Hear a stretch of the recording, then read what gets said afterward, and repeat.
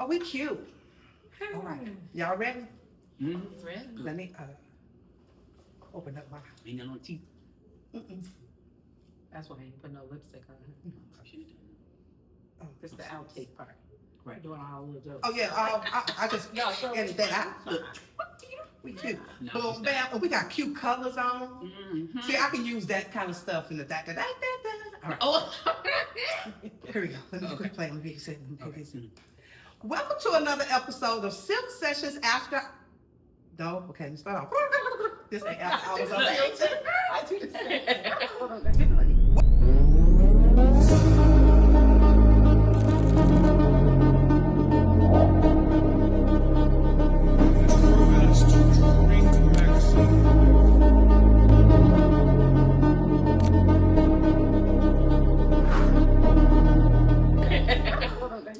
Welcome to another episode of Silk Sessions After Dark, where the glasses are poured, the tea is hot, and the conversation is always deeper after dark. Today, we're going to have a book club edition about A Moment in the Hourglass. We're about to discuss the Hourglass. It's going to be good. So if you have your copy, go ahead and get in the chat. And before you do anything else, if you're not part of this club, we want you to get involved, ask questions, leave comments, and subscribe. Tell your friends to subscribe. Quit watching my show and not subscribing to it like you just gonna get up on me in the midnight hour and then roll off and don't want to be no committed relationship. This is a committed relationship, okay? So before we get into it, our cocktail for conversation is a wine by Taraji P. Henson. Now, I know I do not like, well, it's not that I don't like Moscato. It's kind of Kool-Aid-y to me, but because it's my girl, Taraji, I want to support. This is $7. Mm-hmm. And it's only, well, in total wine, it was only like $9 and some change. Oh, wow. So Taraji made that thing affordable, and we're gonna see if we like it. So I already cracked it because y'all know I'll be having a hard time taking stuff off. So I'm gonna pour you a little some, Tracy. Okay. And I'm gonna pour you a little some, and I'm gonna pour me a little lot of some. Thank you, ma'am. Thank you. And if you want some more, no, we need some more. It Smells good. Let's see. Mm-hmm. It may not be as sweet as we think it is. That's what I'm saying. And I just brush my teeth. I always do that. Good. Good. And it's a pretty bottle Not too. overly sweet though. Let me see. So I just discovered the reason Moscato is so sweet is because it's a dessert It's a dessert wine. So when you're having your cake and then you drink it, it tastes like regular wine. Right. Well, let's see if I. It smells good. It It does. smells very It great. smells Oh, cheers. Come on, ladies. Bling. Salute. Yes. Okay. Ding.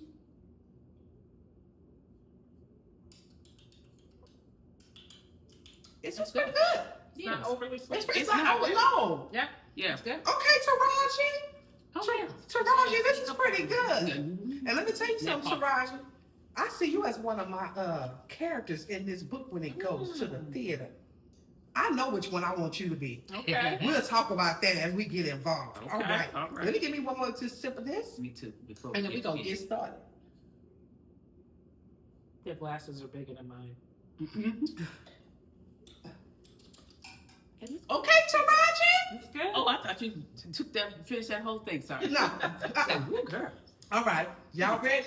You ready? They got their books. They have their baby girl on the end. Oh, before we get started, I'm so sorry. Everybody introduce themselves. I'll let you go first. I am Tracy Lane. She's a veteran to the show. I am Darlene Flagg. And they are well-rounded professional Black women.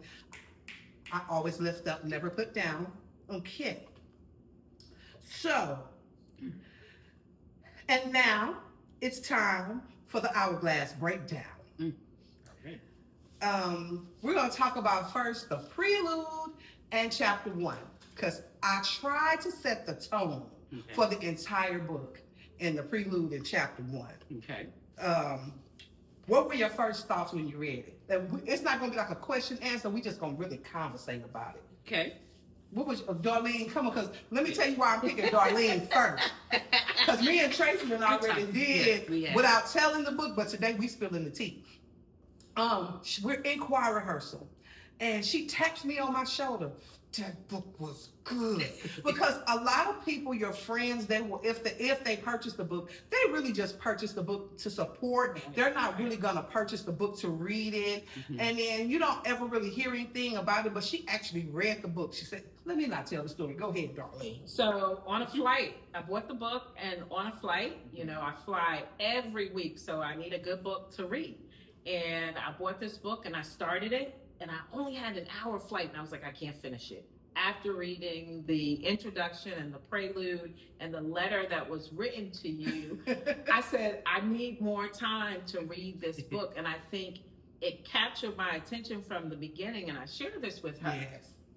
It reminds me of a Carl Weber type book. Okay. And most people don't know because you watch him on BET now. You think But he he's been making started. films forever. No, he got started writing novels just like this one. So I had the whole collection. To whoever my friend is out there who has it, give it back. But once you start reading her books, you're going to get hooked the same way. I am now 4 books in. I've got the 4th one that I need to read on a flight this week. But this one, baby, this is the one that got me hooked. Yes. I've tried to write it where it could, anybody could relate. Well, I didn't care what your nationality was. Everybody got somebody like this family in their family. That's what I think. So, Tracy, what did you think when you could? So yeah, and I know we spoke on this. Yeah, and you could tell Right, whatever's in the book. The what captured when I first read it, when I first started reading it, and how it flowed, I was like, wow, my friend can write. Not that her other prior books were bad. This, I was like, she has grown. Literally has grown into the writer that she is. That was which kept me reading. Yes. On the way coming back from Fredericksburg. Oh my God. In the car. If y'all could only see my desk.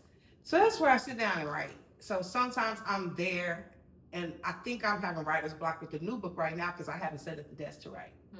I've been trying to write in the back, and it's time to hit the desk because when I open the blinds, I'm stuck there because I'm stuck on chapter 1 of this book. But anyway, we'll talk about that later. So, meeting Vivian's family. Let the shenanigans begin. Chapter 1. Oh my God. This is where Vivian's siblings starts. This is where you start seeing siblings' family dynamic unfold. So y'all just talk about chapter 1. Tell me how you felt about it. And just spill the tea. Let's tell the people. And it's always at a funeral, right? Those are the environments where the true characters of people come out, right? Whether you're fighting over money, or you don't like the outfit, or you don't want so-and-so to come to the funeral because you haven't forgiven them. It is so funny. But this chapter really describes like how that stuff comes to fruition. Right, the title was the right one, Family Shenanigans. I'm like, yes, the crazy aunt, the crazy cousin, the alcoholic uncle brought me back to my grandmother's funeral. My uncle in the back, he sleep, and we waking him up, and he's screaming, leave me alone, leave me alone. Like, it just, it was crazy. It put you right in the environment because what you were getting.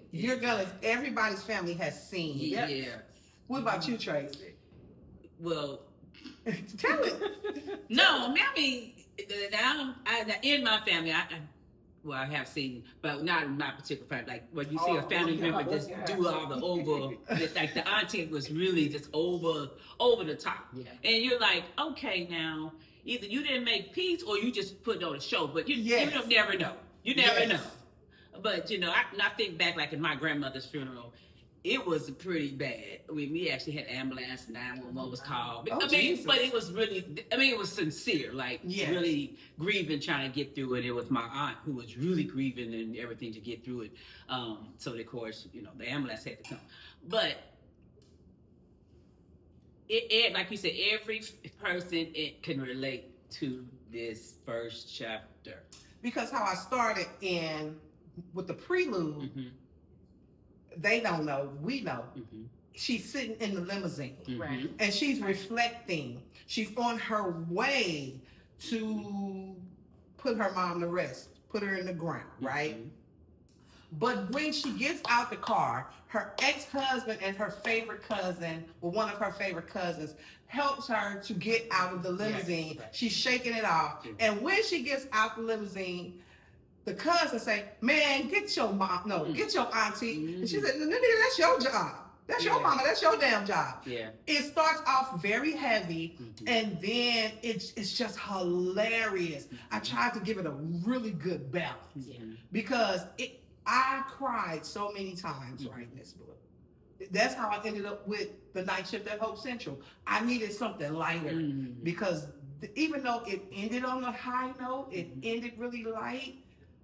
It was a heavy book to write. I'm gonna just piggyback on your comment because I think that's one of the things that captivated me reading the entire book was knowing your true life experience today. And while it is not the biography of this book, you have your own journey and the courage that it took to document a story like this. It had to be heavy. I think God was preparing me for what we're doing. Yeah. Caring for, and she's doing a lot better. She back there in the back, but yes, I think God has a way of preparing you for times such as this. And I have to be honest, Darlene bought the book and then I felt bad because I knew she had just gone through something. And I was like, oh, this ain't the book for her to read right now. Oh Lord, I'm sorry. Maybe I'll just give her money back. That's what I'm saying.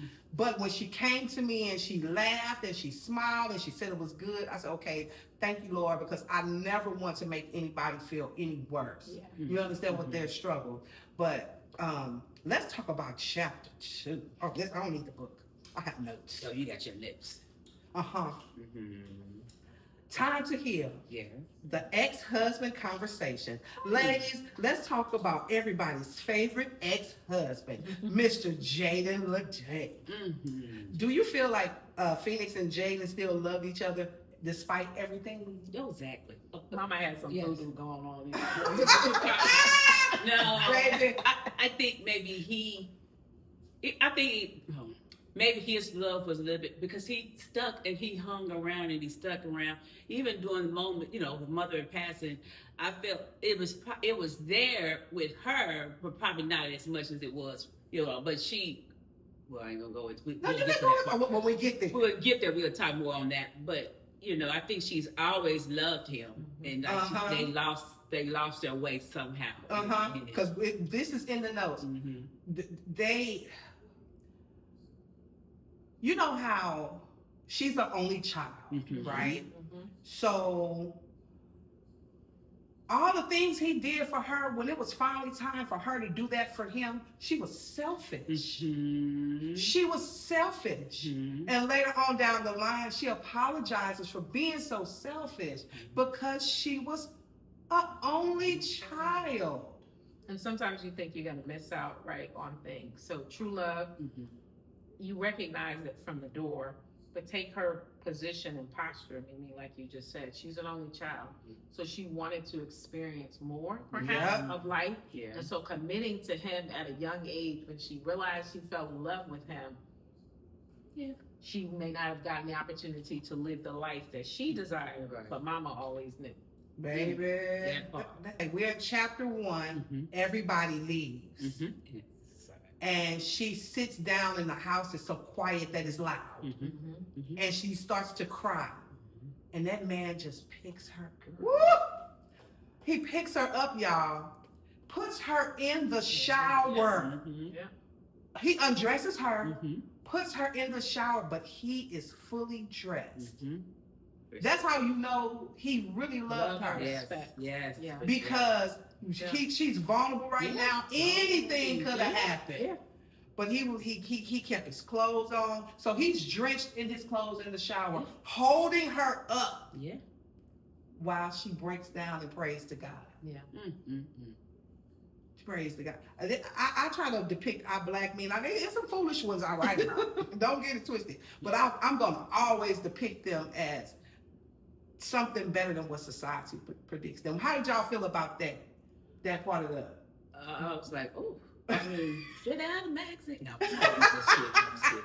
But no, that intimacy, that was just without not even where his mind could have easily went. Yes. It's a deeper level of intimacy. Yes. That's the key word, right? Intimacy is not two people winding up in a bed inside of each other. Intimacy at its true state is at such a high level, and that's what that chapter depicted. Yeah. Because I wrote, how did we get in the shower? Right? But to your point, right? It was, if you think about it, draw the parallel, right? They could have gone so much deeper, but to show our Black men in that light, that it's not always about that. It is really about the care of the person you're around. He loved her. Yeah. Nothing like family. Yeah.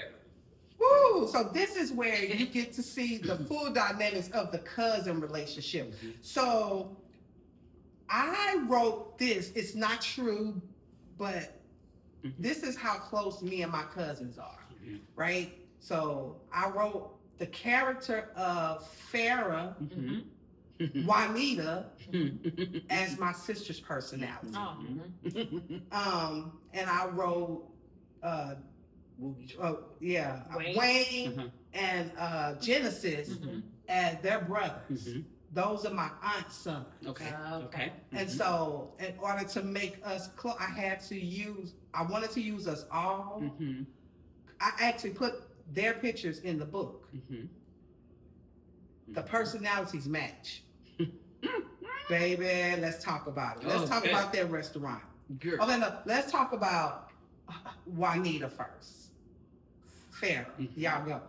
When you described it, what you say? Bougie? Yeah, she was Bougetto and Getrick. I call it Getrick, like ghetto country, and bougie and ghetto. And when you say tea, no, I'm not gonna say no. Tea. Okay, so let's go to the restaurant then. Okay. Because it's a lot to talk about at the house. Okay. Because that Phoenix shows up and Farrah shows up and Phoenix doesn't know she's coming. You're right. And so they end up going to a restaurant. This is when we find out that Genesis then pissed Wayne off. And that was that was like literally that's so hard. It was my favorite part of one of the favorite parts of the book, because that was hilarious. That ass whooping. That was like, I'm like, that grown man. He didn't punch them, but then then when you described about the salad and I laughed because I was like, that is Tina. That's Tina. So there's a part. First of all, Wayne, he's beautiful. I don't describe him physically like my cousin, but my cousin is beautiful too. But he got this swag about him. He get everything free. And his wife like, go get it, baby. And they're sitting down. The cousin Genesis comes in, and Wayne is really pissed, and nobody knows why he's so pissed. Well, my cousin collects tennis shoes. He has a podcast. It's called Talk Your Shit. And so on YouTube, so they talk about sneakers, and then they talk about sports or just random stuff. But if you start tuning in and looking at his feet, and then come back and read this book, and you'll understand what I'm saying. So one time he told me that he had given or let his brother borrow some shoes, and when the shoes came back, they had stains and stuff all over them. He don't play that. So let's get into the restaurant. My sister, who is Farrah, she is like, yes, I like a salad. Hold to this, hold to that. I mean to tell you, it is hilarious, and it's just like her. Then little ice, right? Little ice, and ranch, sour ranch. And a Sprite in a to-go cup. Yes, that's Tina. Did y'all know what the restaurant, Margaret's Kitchen? What restaurant is that? The one on 59 over there? It's Papados. Oh, okay. So I couldn't say Papados. No. I had Papados in the book at first. Okay. And I was told that I had to take Papados out because it's a copyright infringement. Even though it's a promotion for Papados, but I said I'll go ahead and take it out or whatever. But that's supposed to. So Margaret is my grandmother. Okay. And I used her name. Okay. And it's a reference to Papa Doe, because Papa Doe, we love you, even though you're a little high now. Yeah. And your happy hour ain't what it once was. But I still and the crab cakes are really small. Yes, it is. It is. All right, so can we get into Mr. Wayne? Go ahead. Go ahead, talk about Wayne. You was like, what? 6'8"? That was like, wait, God. My cousin not 6'8", but you know, I did a whole man. page dedicated to describing him. Okay, so I dated a guy one time who was like, he was actually 7'1". Oh. But I'm gonna go with 6'8". And ooh, it was just a wonderful time and a wonderful ride. And I never forgot. So that stayed in you. Some things stay in your brain. Yeah, my notes say sexy Wayne. Sexy Wayne. Do y'all have any questions or any comments before we move forward? Because I don't want to just leave this. This is a book club. Silk Sessions After Dark book club. So with anything else? Knowing that the characters reflect cousins and siblings, when you share with them that you were putting them in the book to help bring out the story, how did they feel? So I called everybody. Okay. Because I asked, okay, I want to use your the pictures were actually going to be on the cover. Mm-hmm. It was going to be like a collage of pictures. And then my sister was like, it's time for you to elevate. It's time for you to get those pictures off the covers of your books, so you can be more, not so exclusive to one genre of people. I said, but I don't ever want my Black people to think I'm trying to cross over. She said, no, but you want to be sellable to everyone. And so she was like, I need you to think of something that represents this book. And I thought long and hard, and I did. So that's why you see the pictures are inside the book, because I really wanted people to know that these are the people who I reached out to, asked if I could use their image, their personalities. Like Phoenix, for instance. Phoenix in the book is Delana, and her husband is Jaden, but there's not their personality and it's not their story. Right. But Delana was the reason I wrote the book, because she had just lost her parents and she lost them 6 days apart. And I said, I never saw her waver. I never saw her fold. I never saw her faith, nothing. She just was, okay, what do I do next? Thank you guys for coming. And I said, I know this girl got the crack. But when you got God in your life and you know where your people are going, that's big. I don't think I could have did that. I don't think I could have. So that's where the characters came from. So talk about the title, because I made notes about that, right? Okay. A moment in time. Her cousins / like siblings in That's Jay. right. Even the cover depicts that, right? You've got an hourglass where the sand is slowly fading down.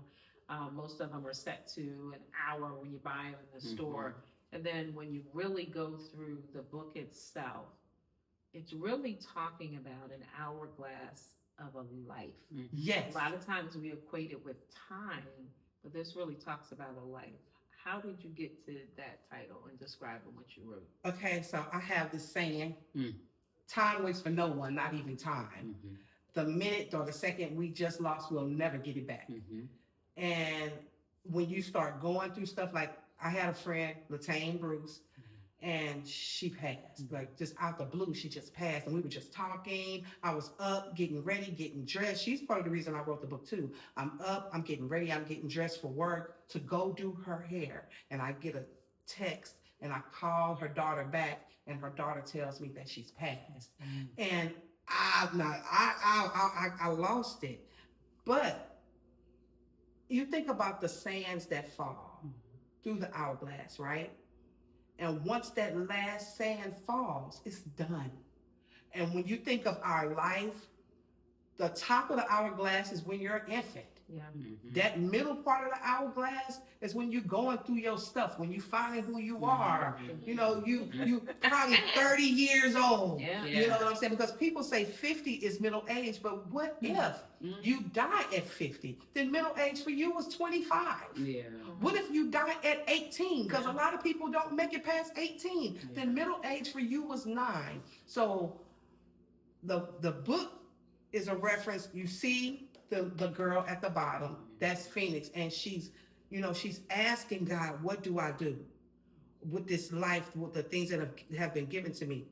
And God has been holding her in his hands the entire time. So that's what the hands are the reference. But as you look into the sands, everybody's time is running out. Yeah. Everybody's time is running out. You've got to tell young people, don't waste your time because you think because you're young, you got forever. But some people walk out their door and never come back. Yeah. So that's where that came from. Time waits for no one, not even time. And do whatever you want to do. Whatever thought comes across your mind, whatever you think, whatever you long to be, try it. If it don't work, you just try again. Yeah. You know how many times I've tried something and the ish didn't work? But shoot, just do it. So that's what this is. Don't waste your time. And we'll get to that because I don't want to jump the gun. Nothing like family. We did that. The restaurant scene. Entering Mama's room. When they finally return to Phoenix's house and go into her mother's room, how did that chapter make you feel emotionally? I don't know. I haven't experienced it, not a parent, but a brother, right? I don't know if I could have. I don't know if I could have done that. Because it took her months. Yeah. It took her months to go in that room. Yeah. Same here, brother, not mother. It probably would have taken me as long as it took Phoenix.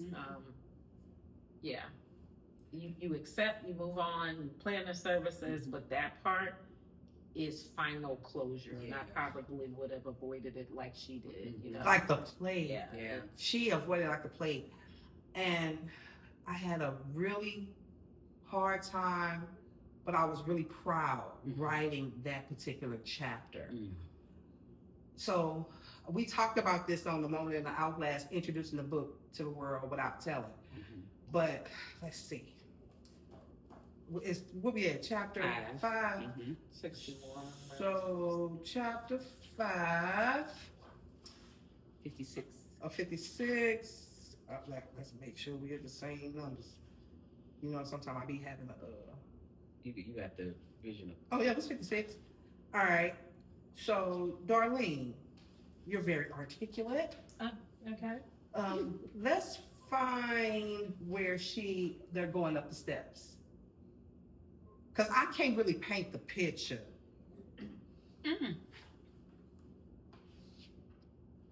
So starting at the beginning? Or you know what? You can just start at the beginning. Okay. Yeah. Let me take my glasses off so I can read it right. When we returned to the house around 6 p.m., I tried stalling as long as I could, but after about 15 minutes, Farrah grabbed my hand, looked me in the eyes and said, "Come on, baby. I know this is hard, but we have to do this, cuz." At that moment, my heart began racing uncontrollably. My body trembled and tears started streaming down my face. "I can't do this, Nita," I mumbled, calling her by her childhood name. "Yes, you can," she replied softly, "and you will. I know this is hard for you, but we'll all be right there with you every step of the way. I promise. I got you." Keep going. Then she added, trying to lighten the mood. "Besides, if I do this without you, I'm taking all of Auntie's good shit. So come on." Usually her jokes would have worked, but not this time. I was petrified. She took my hand and we started up the spiral staircase. Jaden, Wayne, and Genesis followed closely behind. My legs felt like they were filled with lead. I was trembling, lightheaded, nauseated, and we neared the top. Everything around me slowed to a crawl. "Nita, wait," I whispered. "I think I'm gonna be sick. I really need to sit down." We paused at the top of the stairs. I sat down. That was it. The dam finally broke. Mm-hmm. The tears I've been holding in since the day Mama passed came rushing out in deep, heavy sobs. I had cried before, but now I had reached my breaking point. Baby, I got you. I looked up at the people I loved and took a deep breath. Finally, I found the courage to say what I've been sitting in my chest for weeks. I don't want to do this, but I know it has to happen. As long as I keep her bedroom door closed, it feels like she's still in there, waiting for me to bring her something to eat or drink. Opening the door, that makes it real. And I'm not ready for that finality. I just want to hold on. I just want to hold on to the way things were just for a few more minutes, okay? We sat there in silence. No one spoke. We just sat there, quietly holding space for each other. I had reminded myself Mama's death didn't just shatter me, it hit all of them too. Each of my cousins had a unique, special relationship with her. She saw them in a way that nobody else had. And Jaden, his relationship with her was something altogether different. He and Wayne had become fast friends in high school during their freshman year, in their freshman year football trials. I was super protective of my cousin, Woogie, so I made it my business to keep an eye on Mr. Leday. Not that it mattered, because from the moment my mother met Jaden, she fell in love with him. He's such a gentleman, she used to say.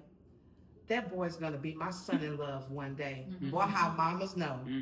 Jaden had been adopted at birth and lost both his adoptive parents in a tragic car accident during our freshman year.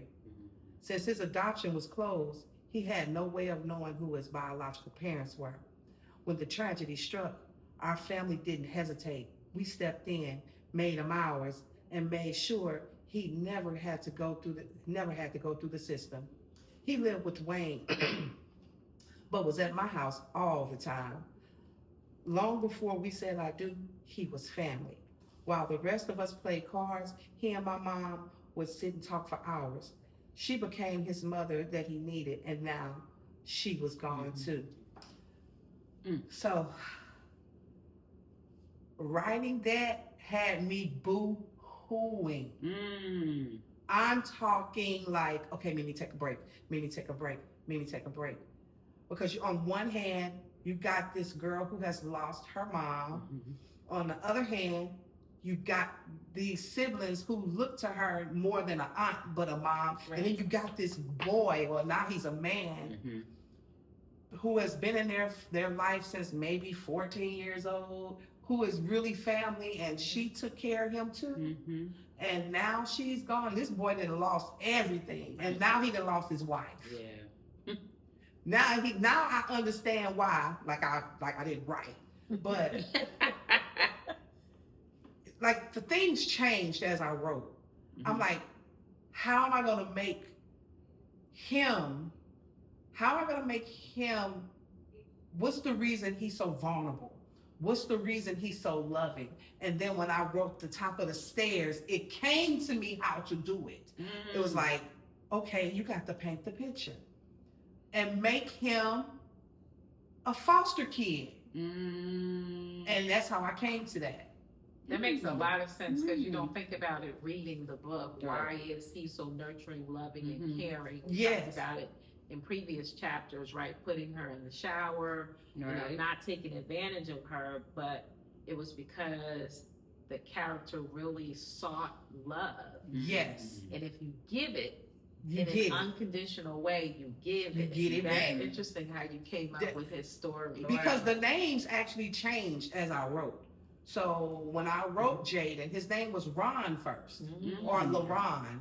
And by the time I got to chapter 5, it just didn't fit. It just didn't feel, he didn't feel like a Ron to me. And the lady that I told y'all about, Latane, we used to joke about this. It wasn't a TikTok, it was a reel from, I think, Instagram, where it was like, Jaden had a quarter and somebody took 11 cents. How much money Jaden got? Jaden broke. And I it just hit me.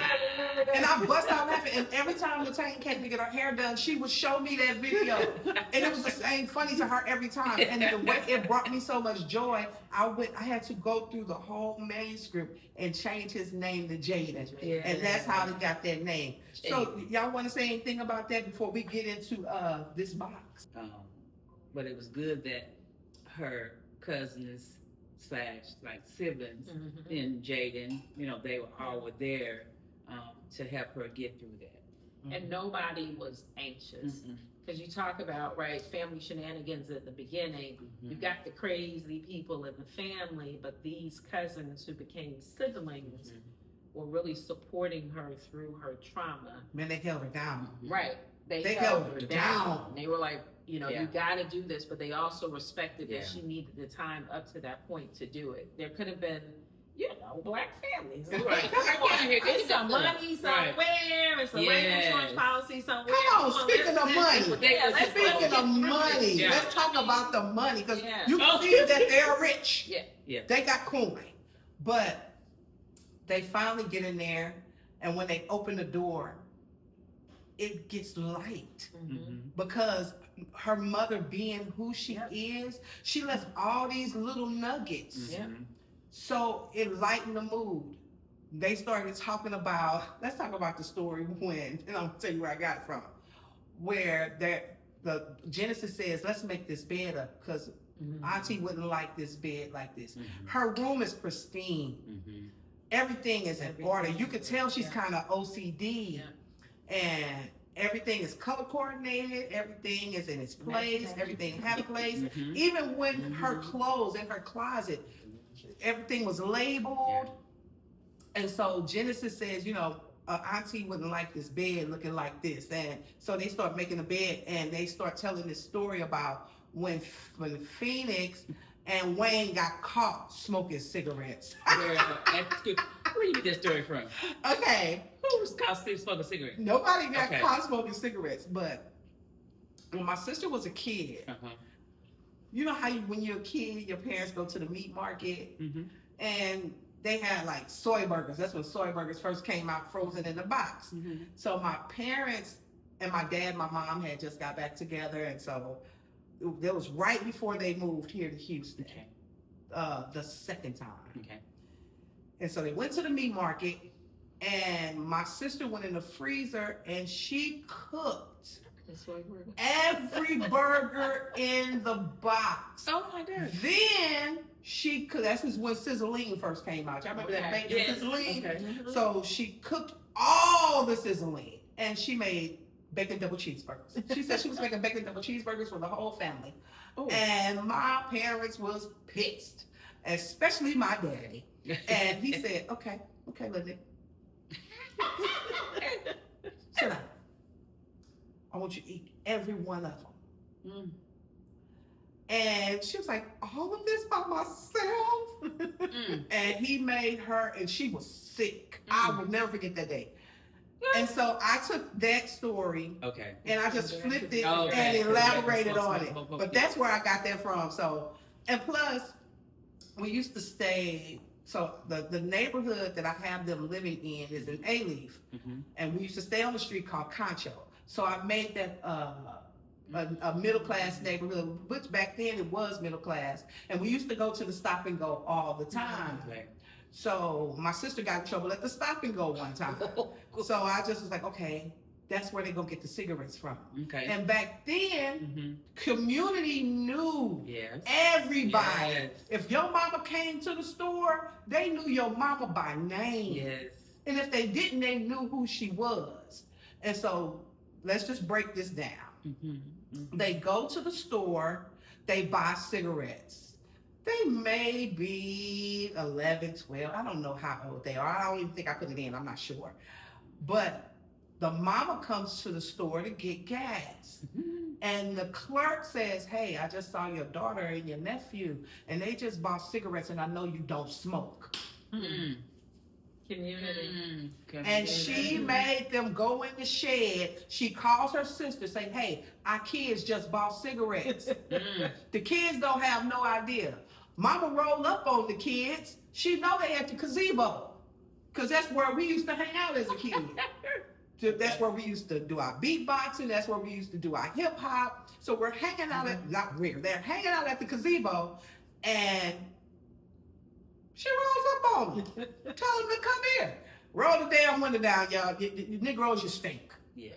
They go back to the store. She said, "So, oh, you smoking cool? I think it was Cool's Filter King I had in there. I'm not sure." She goes in the store and buys another pack, and she puts them in the shed. And one of them try to take off. I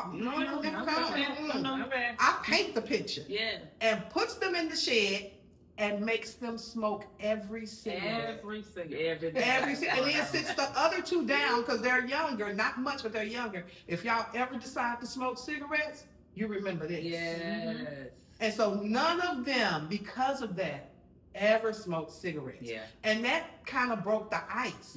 Because once they told the story, then they realized there's a box there. They, from making the bed,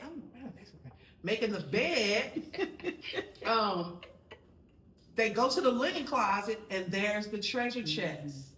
Because they see the I forgot the key or whatever. It says something in the cabinet. Yes. And so she's like, Jaden, I need you to come here for a minute. Yeah. And Jaden comes, and she's like, I need you and Wayne to go get that box. But when they opened up that box, y'all talk about the box. It's even for me, it was a lot of the instructions. One, the amount of work that she put into in life to prepare her daughter for her death. Yes. Because like the cover reflects, right? It's inevitable. But she put so much work into not just what she put in the box, but the instructions and care for opening the box and how you handle this piece, to taking care of her own arrangements, to what she wanted. I mean, it was down to, it was. Like, I have my obituary written. I don't have the songs in there, but I do have probably the names of the people that are going to sing them, my order of service. But you know how I got that. She is so meticulous. Yeah. So when Latane passed, and I went to, because, okay, I'm be honest. This is, this Silk Sessions After Dark, real talk after dark. I didn't have a policy. I didn't have anything. And when Latane passed, her daughter said, we went to her house. She had given my brother this key and the name of the box. She said, if anything happens to me, you go in the closet. It's a legacy box. And in that box, she had everything. Her policy, credit cards, cash, whatever her kids needed. She said, this is not the time for you to be making fish plates. Everything you need will be in that box, and do it quick. Don't have me sitting up. And that's where I got the legacy box from. So when you open up the treasure chest, I wanted to break the ice. I didn't want it to be so depressing because the steps were heavy. And I had their childhood pictures. Now y'all think back to the 70s and them 80s, them outfits our people used to have us in. I mean to tell you, I broke them outfits down. Yes. And I remember our aunties taking us for like group pictures sometimes. And that's where I got that from. So once they saw the childhood pictures and they're laughing, then I saw the letter. I think I highlighted the letter, Tracy. What chapter we? That was. Is that Man, Mama? Is this chapter 6? It's 5. Yeah. Yeah, her. Now we in 6, Man, Mama. To my baby's face. Yes. 71. Okay. Yes. Go on, read the letter to my babies, Tracy. Oh, is it 71? It is 71. Yeah, I should have don't know. No, if you're reading this, for my babies, if you're reading this letter, then you know I've gone up yonder to put on my robe and tell the story of how I made it. That was funny. Oh, wait. I'm sorry. We sing that all the time. We do. I was like, Lord. Okay. And then I imagine it's been almost 2 months since my child's been anywhere near my room. First, let me start by saying thank you to all of you for surrounding my baby in her time of need. I had never had a doubt I knew you'd all be here. Did you like that picture I left on top of the box? I figured it would make y'all laugh. I updated the insurance policy. Each of you will receive $200,000. In Phoenix, you'll get, okay, 10 million. Thank you, Pharaoh, for coming back. Dang, that mama had money. Yeah, I'm sorry. They had money. Yeah, she did. Thank you, Pharaoh, for coming back to help my baby clean out my room like you promised. Inside your letter is a list of clothes and handbags I want you to have, along with anything else Phoenix decides to give. Also, stop being so scary and settle down with that young man you've been telling me about. You know he loves you. Wayne and G, I'm so proud of the men you've both become. Continue caring for your families. Those girls need you, and they are blessed to have two kings like you. G, I hope by now you've apologized for taking Wookie's shoes. Now, boy, you knew better. He could have killed you in their front yard. They all chuckled through their tears. And to my baby Jaden, I love you so much. Thank you for loving my daughter the way a man is supposed to love a woman. You've always been a gentleman. Don't give up on her or the two of you. Just keep praying, okay, baby? And to my sweet baby Phoenix, I know there will be moments when you miss me, some more than others. Just know that I'm in a better place. Girl, I'm in heaven, cutting up with Jesus. Just promise me two things. One, stop being so stubborn and give that man a chance. You know he loves you. Hell, everybody does. And two, live your life to the fullest, all of you, because we are not immoral. This life is just a moment in the hourglass. Lastly, remember what I taught you. Rejoice in the Lord always. Be kind, be thankful, and never, never be anxious for anything. Guard your hearts, always. And remember, you can do all things through Christ.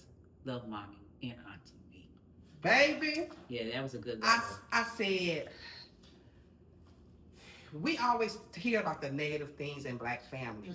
Even though every family has negative things, white people have negative things, Spanish people have negative things. But I wanted the world to see prosperous black people with issues doing well.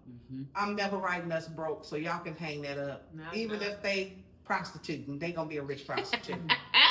Hashtag, I'm just saying. Doctor, he is, that's the next book, but yeah. Yes. Oh my God. Yes. Yes. So you've read the night shift? I've read the night shift, second dose, and you know what I might do? I'm ready for the third. I might gift you Camille. You know she's done. Oh. She's done. She's finished. Did I give you a copy? I got Camille. Yeah. I might gift you a copy. Yeah. It might not have like the forwards and stuff in it, but it'll have the meat and potatoes. I read those on one flight. Because I'm so tired the other day I couldn't read it. If you can't see, my words are pretty big. Because we all were readers. I almost got up and got Tracy some readers. Yeah, because baby, I was like, the readers are on the desk. So how did that chapter make y'all feel? Let's talk about how did that chapter make y'all feel? It's prepared, and you know what? So my mom, my oldest sister Tanya, my mother lives with Tanya. They have all of her stuff is planned out to the T. She already has her funeral, everything done. Oh, Mama or Tanya? Mama. Tanya, because my mom always said, I don't want to be, not a burden, but y'all don't need to be worrying about all that. You know what I'm saying? This is what I want to do. This is how I want to be done. She's going to go back to Oklahoma where she's, from. Yeah. Like she wants, because a lot of my family will probably not be able to travel. But this, I was like, man, now who knows? She might got a letter written for us too. But this one, I'm pretty sure she does. Knowing her, she does. Yeah. So I was just like, wow. It makes me I need to get myself better prepared. That was one thing I wanted to do. As black people, I can only talk about reference from myself. We have to do better at preparing for the inevitable. Yeah. We cannot leave that weight on the people we leave behind. And GoFundMe is not an option. No. Yes. I mean, I know some Oh my people may God. need it. It may be They some just people happen get caught suddenly. off guard, but Yeah.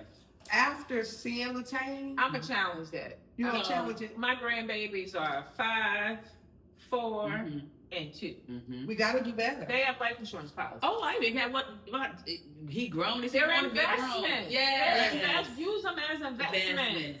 The way I have mine is if they get a full ride, we can go buy them whatever they want. Yeah. If they don't get a full ride, I can pay for their education. If they decide not to go to school, then that money is there. Yeah. That continues to pay for a policy, so you're not doing GoFundMe. We gotta do better. We This gotta do chapter better. motivated me because it reminds us of what we have to do. This is what it should look like. It might not be $10 million. It don't have. It could be just enough. Right. It could be just enough to get the job. And they hunting and looking, and I was like, I feel bad. I mean, I have the policies. I have the policies myself. I have the policy marked. But your family shouldn't have to try to find your. Well, I gotta tell the people what the policies are. That's what I do. I was like, girl, you gotta do better with that. You know, if like my husband and I, we travel out of the country. If anything happened to us and we gone, they would not even know where to go find a policy. So that is taught me, teaching. You know, I may have everything. They go pay for the funeral and stuff, but they're not gonna know where the stuff is. Yep. So everybody gets something, whether it's an envelope, however you say it, whether it's a box, and put that, or even if it's money in a bag that's fireproof, or a credit card where your baby or your sister or even your mama can be like, hey, this is gonna take care of that. Yeah. Because and it ain't gotta be big. You know, my mama said she don't even want a homegoing service. She want a Motown party, and she want to donate her body to science. So that in itself ain't gonna cost us much or nothing. Cause hey, come pick mama up, she ready. You know what I mean? Right. And then if we want to splurge, if I want to do big, the party like I normally like to do, then that may cost me some money, but still, we do better be better, people. Do better be better. But this chapter was it was deep. It was deep. Because as you get to the end of that chapter, let's discuss Jaden and Felix rekindling. Back in the shower. I was like, that's steamy. They are back in the shower. Back in the shower. And this time he ain't got no clothes. No. I was like, whoop. So y'all know I write my love scenes really, really well because I haven't had sex in almost 5 years. No. So I have to release somewhere, and it releases on the pictures. And all right, good. They're nice and clean. Your imagination dirty, is clear. Very clear. Very clear. I was From a man's body frame to how he can lay it down. Homeboy lay it down. And I'm telling you, he laid it down. Yes, he did. We ain't gonna read that because I might get kicked off. But he kicked off. I won't be kicked off the two of you. Oh. We don't want you kicked off the YouTube. But he, after they left, let's see, let me find it. Took me upstairs to the bedroom. Okay, let me see. Okay, I'm just gonna. Too much on this. I was like, okay.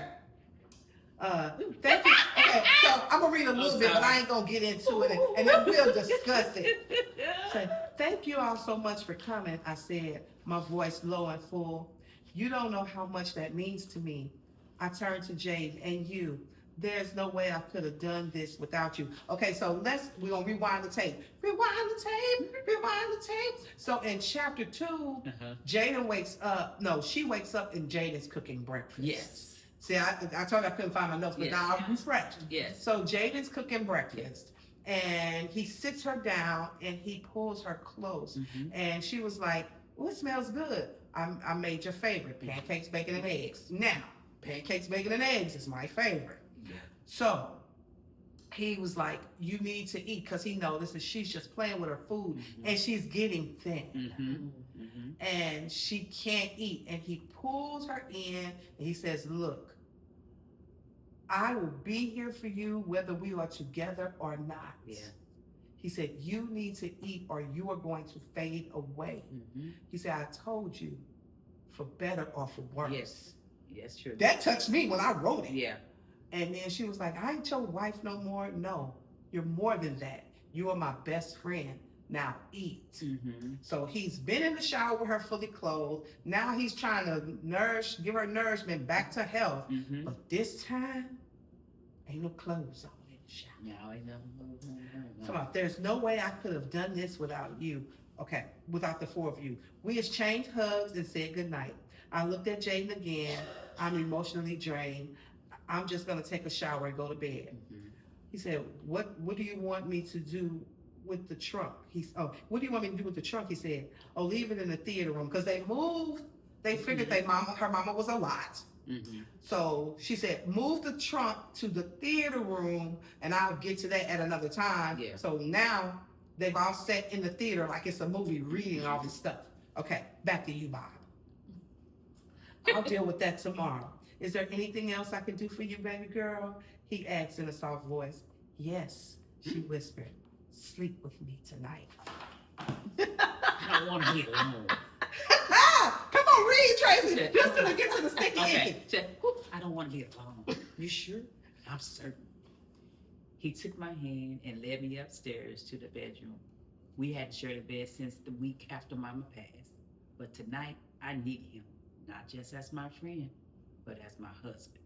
My body ached for his touch, the kind only he could give. I know. I'm like, woo! I'm aching for. Inside the bedroom, I stepped into the bathroom and turned on the shower.